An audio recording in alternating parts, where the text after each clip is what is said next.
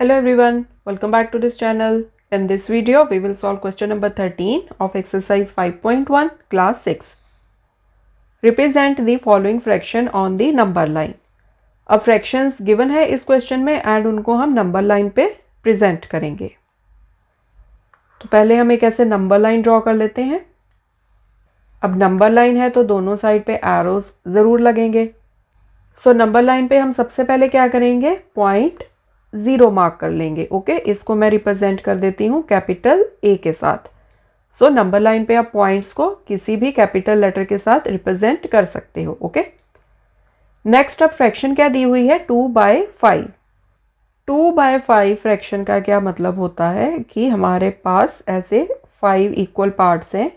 1 2 3 4 5. ऐसे मैं रफली ऐसे इसको ड्रॉ किया है. ओके, 5 equal parts में से 2 parts are required. So I can say 2 parts out of 5 equal parts. So इसको जब हमने रिप्रेजेंट करना है तो एक पॉइंट हम नंबर लाइन पे और मार्क करेंगे 1 को. 0 एंड 1 के डिस्टेंस को हम 5 इक्वल पार्ट्स में डिवाइड करेंगे. ओके, सो जो भी आपको यहाँ पर वैल्यू डिनोमिनेटर में दी है उतने पार्ट्स में आपने 0 एंड 1 के बीच के डिस्टेंस को इक्वली डिवाइड कर लेना है. So 1 part, 2 part, 3 part, 4 part and 5 part. So मैंने यहाँ पर ये रफली पॉइंट्स मार्क करे हैं. आप रूलर का यूज भी कर सकते हो, ठीक है, ताकि आपके इक्वल डिस्टेंस पर ये पॉइंट्स मार्क हो जाएं. अब आप देखो, हमने यहाँ पर 0 एंड 1 के बीच के डिस्टेंस को 5 इक्वल पार्ट्स में डिवाइड कर लिया है. ये जो पॉइंट 1 है इसको आप रिप्रेजेंट कर दो कैपिटल P के साथ. अब यहाँ पर देखो 5 इक्वल पार्ट्स में हमने डिवाइड किया है. सो यहाँ तक हो गया आपका फर्स्ट पार्ट. तो इसको मैं लिख सकती हूँ 1/5, मतलब 1 पार्ट आउट ऑफ 5 पार्ट्स. यहाँ तक आपके 2 पार्ट्स कंप्लीट हो गए. इसको हम लोग लिख सकते हैं 2/5. यहाँ तक आपके 3 पार्ट्स कंप्लीट हो गए. तो इस पॉइंट को मैं मार्क कर सकती हूँ 3/5. यहाँ तक आपके 4 पार्ट्स कंप्लीट हो गए. तो इसको मैं लिखती हूँ 4/5. अब यहाँ तक आपके 5 पार्ट कंप्लीट हो गए. तो इसको आई कैन राइट 5/5. सो 5/5 क्या होता है आपका 1. सो जैसे आप 1 को लिख सकते हो 5/5, इसी तरह से आप 0 को भी लिख सकते हो 0/5, क्योंकि 0/5 क्या होगा? 0. सो दिस इज 0/5. यहाँ तक एक पार्ट खत्म हो गया, इसको लिखा 1/5. यहाँ तक 2 पार्ट्स फिनिश हो गए, इसको लिखा 2/5. यहाँ तक 3 पार्ट्स फिनिश हो गए, ये हो गया 3/5. यहाँ तक 4 पार्ट्स फिनिश हो गए, यहाँ तक हो गया 4/5. एंड 1 तक आपके 5 के 5 पार्ट्स फिनिश हो गए, इसलिए 1 को आपने लिखा 5/5. अब हमने रिप्रेजेंट करना है 2/5 को. तो 2/5 है आपका ये वाला पॉइंट. सो इसको करो सर्कल एंड इसको रिप्रेजेंट कर दो कैपिटल B के साथ और एनी अदर कैपिटल लेटर. सो इस तरह से आप नंबर लाइन पे फ्रैक्शन को रिप्रेजेंट कर सकते हो. सो जहां पर फ्रैक्शन का जो न्यूमरेटर है that is less than denominator, उन फ्रैक्शंस को आप बोलते हो proper fraction.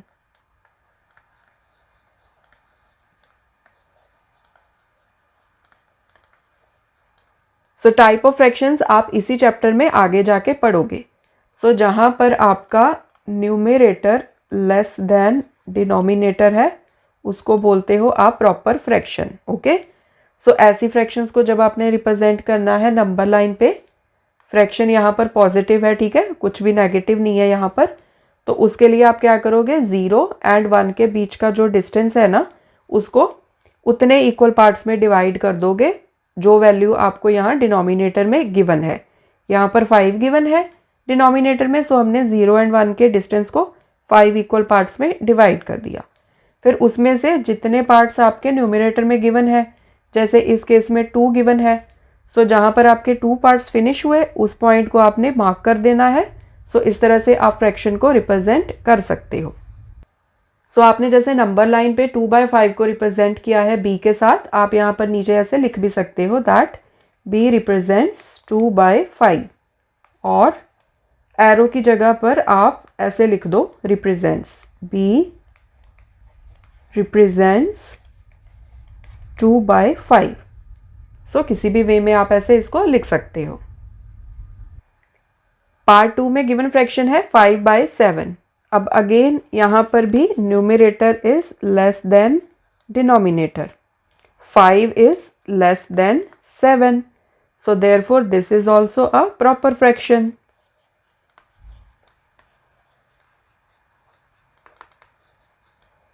So proper fraction को जब हम रिप्रेजेंट करते हैं नंबर लाइन पे तो हमने क्या करना होता है, 0 and 1 के बीच का जो पोर्शन है उसको इक्वल पार्ट्स में डिवाइड करना होता है। कितने पार्ट्स में डिवाइड करना होता है? जितने आपके डिनोमिनेटर में मेंशन्ड होते हैं। सो पहले हम एक नंबर लाइन ड्रॉ कर लेते हैं। अब हम नंबर लाइन ड्रॉ कर रहे हैं तो दोनों साइड पे एरोस ज़रूर लगेंगे। सो सबसे पहले नंबर लाइन पे मार्क कर लो पॉइंट 0। अब इसको रिप्रेजेंट कर दो कैपिटल ए के साथ। आप किसी भी कैपिटल लेटर के साथ पॉइंट को रिप्रेजेंट कर सकते हो। अब दूसरी चीज़ हमने क्या करनी है, एक और पॉइंट मार्क कर लो और उसको लिख दो 1, ठीक है, क्योंकि हमने 0 and 1 के बीच का जो डिस्टेंस है उसको इक्वल पार्ट्स में डिवाइड करना है। तो यहाँ पर मैंने इस पॉइंट को मार्क कर दिया 1 एंड इसको रिप्रेजेंट कर दिया कैपिटल P के साथ। अब यहाँ पर देखो डिनोमिनेटर में क्या मेंशन्ड है, 7। सो हमने 0 and 1 के डिस्टेंस को 7 इक्वल पार्ट्स में डिवाइड करना है। So let's start.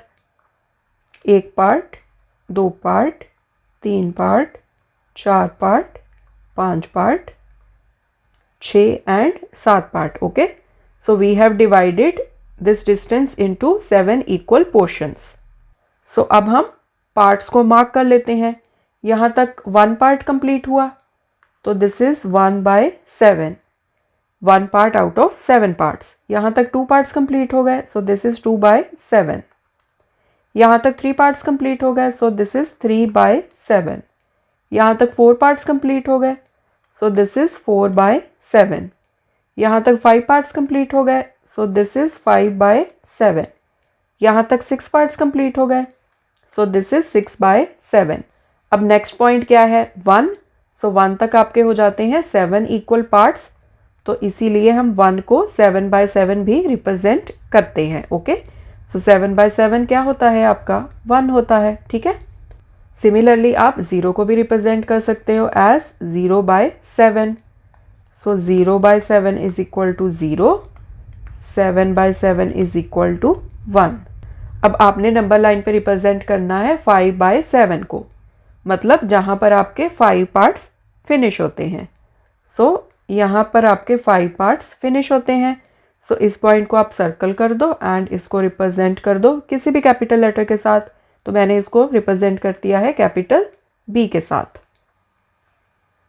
सो यहाँ पर आप ऐसे लिख भी सकते हो नीचे, B रिप्रेजेंट्स 5/7, और एरो की बजाय आप ऐसे भी लिख सकते हो, B रिप्रेजेंट्स 5/7। सो किसी भी वे में आप ऐसे लिख सकते हो।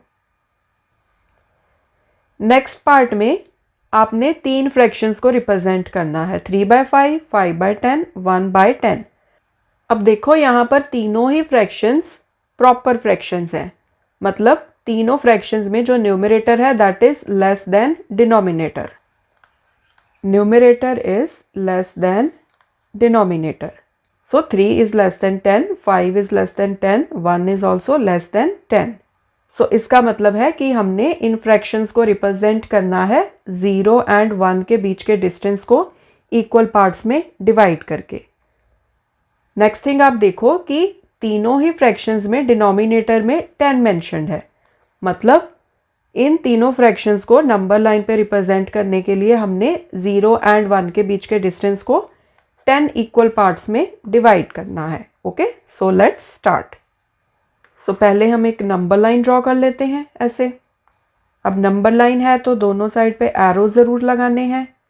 नेक्स्ट थिंग क्या करेंगे, 0 मार्क करो नंबर लाइन पे, इसको रिप्रेजेंट कर दो कैपिटल A के साथ।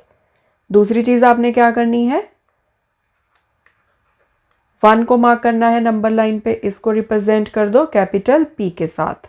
अब आपने क्या करना है, 0 and 1 के डिस्टेंस को 10 इक्वल पार्ट्स में डिवाइड करना है। सो आप रूलर का यूज़ भी कर सकते हो ताकि आपके सारे पार्ट्स इक्वल रहें लेंथ में, मैं ऐसे रफली यहाँ पर पॉइंट्स मार्क कर देती हूँ। So this is 1 part, 2 part, 3 part, 4 part, 5 part, 6 part, 7 part, 8 part, 9 and 10 part. So इस पॉइंट तक आपका एक पार्ट खत्म होता है, तो इसको मैं रिप्रेजेंट कर सकती हूँ 1/10 के साथ। यहाँ पर आपके 2 पार्ट्स कंप्लीट होते हैं, तो इसको मैं रिप्रेजेंट कर सकती हूँ 2/10 के साथ। यहाँ पर 3 पार्ट्स फिनिश होते हैं, so I can represent it as 3/10। यहाँ पर 4 पार्ट्स फिनिश होते हैं, सो दिस विल बी 4/10। यहाँ तक 5 पार्ट्स फिनिश होते हैं, सो दिस इज 5/10। यहाँ पर 6 पार्ट्स फिनिश होते हैं, सो दिस इज 6/10। यहाँ तक 7 पार्ट्स फिनिश होते हैं, सो दिस इज 7/10। यहाँ तक 8 पार्ट्स फिनिश होते हैं, सो दिस इज 8/10। यहाँ तक 9 पार्ट्स फिनिश होते हैं, सो दिस इज 9/10। अब नेक्स्ट पॉइंट आपका क्या है, 1।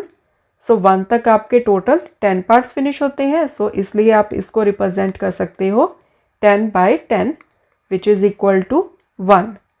सिमिलरली आप 0 को भी 0/10 लिख सकते हो। Okay, so 0/10 is equal to 0, 10/10 is equal to 1। अब देखो आपने फर्स्ट फ्रैक्शन कौन सी रिप्रेजेंट करनी है, 3/10। सो जहां पर आपके 3 पार्ट्स खत्म हुए, मतलब इस पॉइंट पर इसको सर्कल करो, दिस इज 3/10, इसको रिप्रेजेंट कर दो कैपिटल B के साथ।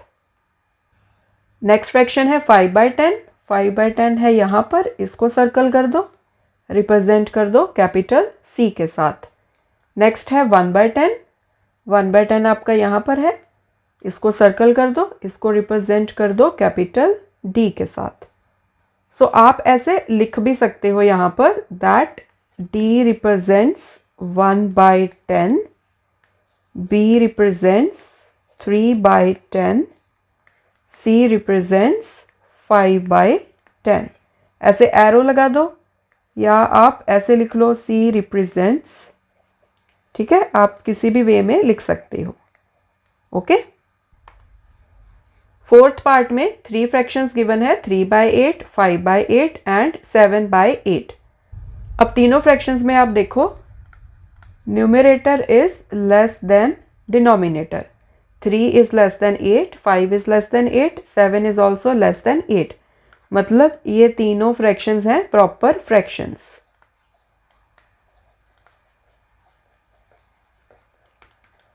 सो प्रॉपर फ्रैक्शंस के लिए हम क्या करेंगे, नंबर लाइन पे 0 एंड 1 के बीच का जो डिस्टेंस है उसको इक्वल पार्ट्स में डिवाइड करेंगे। तो पहले तो एक नंबर लाइन ड्रॉ कर लो, दोनों साइड पे एरो जरूर लगाने हैं। फिर आप नंबर लाइन पे 0 को मार्क कर लो, 0 को रिप्रेजेंट कर दो कैपिटल A के साथ। फिर आप मार्क कर लो नंबर 1 को, सो 1 को रिप्रेजेंट कर दो कैपिटल B के साथ। You can use any capital letter to represent numbers on number line. अब 0 एंड 1 के बीच के डिस्टेंस को हमने कितने इक्वल पार्ट्स में डिवाइड करना है, जितने यहाँ डिनोमिनेटर में गिवन है। तो तीनों फ्रैक्शंस में डिनोमिनेटर सेम ही है विच इज 8, तो हम लोग 0 एंड 1 के डिस्टेंस को 8 इक्वल पार्ट्स में यहाँ पर डिवाइड कर लेंगे। सो आप पॉइंट्स को इक्वल डिस्टेंस पे मार्क करने के लिए रूलर का यूज भी कर सकते हो। मैं अब यहाँ पर ऐसे ही रफली पॉइंट्स को मार्क कर देती हूँ। तो यहाँ तक हो गया 1 part, 2 part, 3 part, 4 part, 5 part, 6 part, 7 and 8 parts. So जहाँ पर फर्स्ट पार्ट कंप्लीट हुआ दैट इज 1/8, यहाँ पर 2 पार्ट्स कंप्लीट हुए, सो दिस इज 2/8। यहाँ पर 3 पार्ट्स कंप्लीट हुए, दिस इज 3/8। यहाँ पर 4 पार्ट्स कंप्लीट हुए, दिस इज 4/8। यहाँ पर 5 पार्ट्स कंप्लीट हुए, दिस इज 5/8। यहाँ पर 6 पार्ट्स कंप्लीट हुए, दिस इज 6/8। यहाँ पर 7 पार्ट्स कंप्लीट हुए, दिस इज 7/8। एंड जहाँ पर आपने 1 मार्क किया हुआ है, यहाँ तक आपके 8 पार्ट्स कंप्लीट हो गए, सो 1 को we can represent 8/8। So 8/8 is equal to 1। Similarly आप 0 को भी ऐसे रिप्रेजेंट कर सकते हो 0/8. So 0/8 is equal to 0, 8/8 is equal to 1. अब आपने फ्रैक्शन क्या रिप्रेजेंट करनी है 3/8. So this is 3/8. इसको रिप्रेजेंट कर दो कैपिटल P के साथ. नेक्स्ट फ्रैक्शन क्या है 5/8. सो 5/8 इस पॉइंट को सर्कल कर दो, रिप्रेजेंट कर दो Q के साथ. नेक्स्ट फ्रैक्शन है 7/8. 7/8 यहाँ पर है, इस पॉइंट को सर्कल कर दो, इसको रिप्रेजेंट कर दो कैपिटल R के साथ. अब आप नीचे ऐसे लिख भी सकते हो that P represents 3/8, Q represents 5/8, R represents 7/8. So arrow की जगह पर आप ऐसे भी लिख सकते हो रिप्रेजेंट्स. आप कैसे भी लिख सकते हो. ओके. सो इस तरीके से आप फ्रैक्शंस को नंबर लाइन पे रिप्रेजेंट कर सकते हो. Thanks for watching this video. See you next time. Take care. Bye.